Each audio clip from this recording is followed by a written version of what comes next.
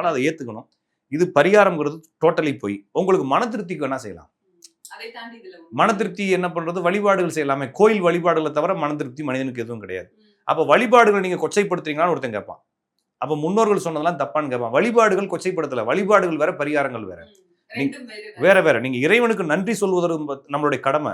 டெய்லியும் ஒவ்வொரு செகண்டும் நீங்க இறைவனுக்கு நன்றி சொல்லிட்டே இருக்கலாம். நான் சொன்னது போல என்னுடைய கண், என்னுடைய காது, என்னுடைய ஆர்கன் ஒவ்வொன்றையும் இயற்கையில ரசிச்சு ரசிச்சு இறைவன் படைச்சிருக்கிறான்.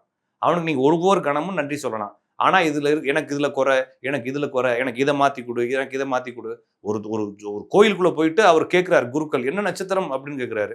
சாமிக்கு தெரியாதா, போயா அப்படின்னு சொல்ல வேண்டியதான் இல்லைங்களா? என் நட்சத்திரம் சாமிக்கு தெரியும்ல, நீ என்ன இடத்துல அது மாதிரி நம்ம சொல்ல வேண்டியதான். அப்ப நம்ம அந்த நம்பிக்கைக்கு வரணும். இறைவன்ட்ட எதையும் கேட்க வேண்டிய அவசியம் நமக்கு இல்ல. அப்படி கேட்கிறோம்னா இறைவனை நம்ம குறை சொல்றோம்னு அர்த்தம். ஒரு பெண் இருக்காங்க, வீட்டுக்காரரு அவர் பார்த்துக்குவார், எனக்கு எல்லாம் தெரியும்னு சொன்னாங்கன்னா அவங்க பிரச்சனைன்னு அர்த்தம். அந்த ஆள் எங்கேயும் கூட்டு போக மாட்டான் அப்படின்னு சொன்னாங்கன்னா எங்கோ பஞ்சாயத்து இருக்குன்னு அர்த்தம்ன்ற மாதிரி. அது மாதிரி நம்ம என்ன பண்ணிக்கிறோம், வீட்டுக்காரர் மாதிரி கடவுளை வச்சுக்கிட்டு இருக்கோம்னா எப்பவுமே பஞ்சாயத்து தான் அப்படின்னு புரிஞ்சுக்க வேண்டியதான். எனவே பரிகாரம் என்பது உங்களுடைய திருப்தி, ஜோசிகாரருடைய வருமானம், இவ்வளவுதானே தவிர அதுல ஒன்றும் கிடையாது. 5 பைசா நயா பைசா யூஸ் இல்லை. எதுவுமே மாறாத வாழ்க்கை. உங்களுடைய விதி எப்படி அது நடக்கும், அதை தெரிஞ்சுக்கிறது ஜோசியரை நீங்க நாடலாம்.